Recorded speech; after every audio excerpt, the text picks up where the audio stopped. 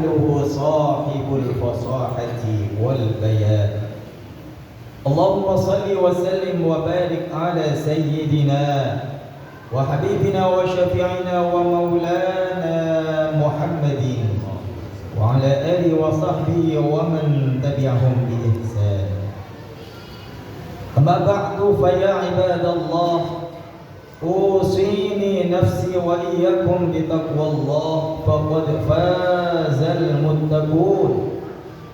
قال الله تعالى في القرآن الكريم: أعوذ بالله من الشيطان الرجيم، بسم الله الرحمن الرحيم. يا أيها الذين آمنوا اتقوا الله حق تقاته ولا تموتن إلا وأنتم مسلمون. وقال تعالى: يا أيها الناس اتقوا ربكم الذي خلقكم من نفس واحدة وخلق منها زوجها وبث منهما رجالا كثيرا ونساء واتقوا الله الذي تساءلون به والأرحام إن الله كان عليكم رقيبا. وقال تعالى: يا أيها الذين آمنوا اتقوا الله وقولوا قولا سديدا يصلح لكم أعمالكم ويغفر لكم ذنوبكم ومن يطع الله ورسوله فقد فاز فوزا عظيما. Hadirin sidang Jumat Masjid Nurul Khair rahimakumullah.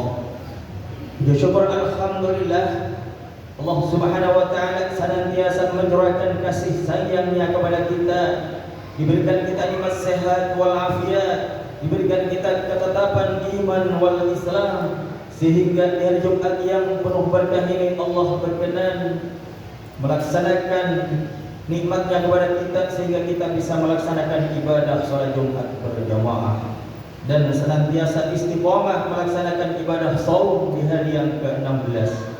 Semoga Allah Subhanahu wa taala senantiasa terima amal ibadah kita, amin ya rabbal alamin. Salatullah ma'asalamuhu, semoga senantiasa tercurahkan kepada junjungan kita, panutan kita, suri tauladan kita, pengharap syafaat untuk kita semuanya, baginda Nabi Muhammad sallallahu alaihi wasallam. Semoga salawat salam juga tersampaikan kepada keluarga, para sahabat dan seluruh umatnya yang istiqomah menjalankan sunnahnya. Hadirin sidang Jumat rahimakumullah, mengawali khutbah di hari yang penuh berkah ini, khatib tidak henti-hentinya berwasiat secara khusus kepada khatib pribadi, secara umum kepada jamaah sekalian. Marilah kita tingkatkan kualitas keimanan dan ketakwaan kita kepada Allah Subhanahu wa taala dalam arti takwa yang sebenar-benarnya. Kita jalankan perintah-perintah Allah dengan tulus ikhlas, semata-mata mencari ridha dan pahala darinya, dan kita jauhi larangan-larangan Allah sejauh-jauhnya karena kita takut akan siksaan dan murkanya. Karena dengan modal takwa ini Allah Subhanahu wa taala akan memberikan solusi atas berbagai problematika kehidupan kita. Allah akan memberikan kita rizki dari jalan yang tidak disangka-sangka, dan Allah akan mempermudah segala urusan-urusan kita, dan yang penting adalah Allah akan menjadikan kebahagiaan di akhirat nanti.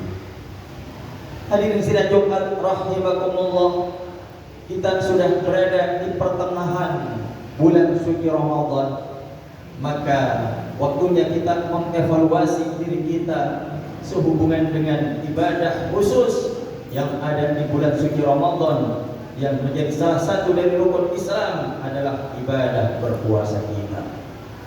Karena semakin kita memasuki akhir Ramadan, tantangan ibadah puasa pun semakin berat. Kita semuanya mungkin awal Ramadan masih kita libur tidak bekerja, namun sekarang kita sudah mulai aktivitas lagi, dan di situ kita juga diharuskan senantiasa menjaga lapar dan dahaga. Belum lagi ujian-ujian teman dan lain sebagainya yang mungkin tidak berpuasa, sehingga mendorong kita juga ikut-ikutan tidak berpuasa. Belum lagi warung-warung yang mungkin awal Ramadan masih tutup, sekarang sudah pada buka. Dan mungkin kesibukan-kesibukan yang lainnya, urusan belanja, hari raya dan lain sebagainya yang menantang kita semuanya. Apakah kita masih bisa eksis istiqomah menjalankan kewajiban ibadah puasa, atau kita gagal meraih ampunan Allah Subhanahu wa taala di bulan yang penuh berkah ini? Nauzubillah summa nauzubillah. Maka jemaah yang dirahmati Allah Subhanahu wa taala, kita harus mengingat bahwasanya Allah Subhanahu wa taala mewajibkan ibadah puasa kepada kita di bulan suci Ramadan dan mengharamkan kita membatalkan puasa tanpa ada udzur yang diperbolehkan oleh agama.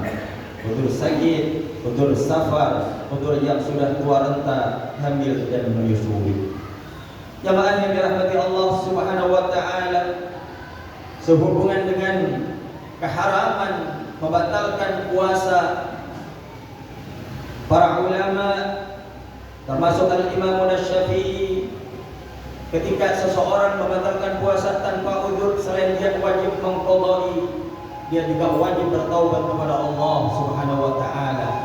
Meskipun secara konsep fikihnya cukup dia mengqadha dengan satu hari, namun pada hakikatnya andaikan dia untuk menembus dosa tidak puasa satu hari dengan puasa 1 tahun pun, dia masih belum bisa menembus dosa yang dilakukan sebab membatalkan 1 hari puasa di bulan suci Ramadan.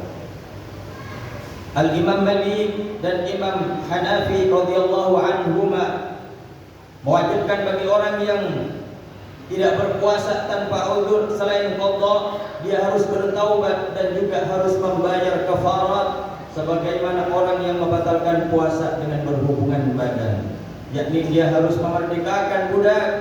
Kalau tidak mampu harus berpuasa 2 bulan berturut-turut. Kalau tidak mampu lagi harus memberi makan 60 orang fakir miskin, tiap seorang 1 bud makanan pokok.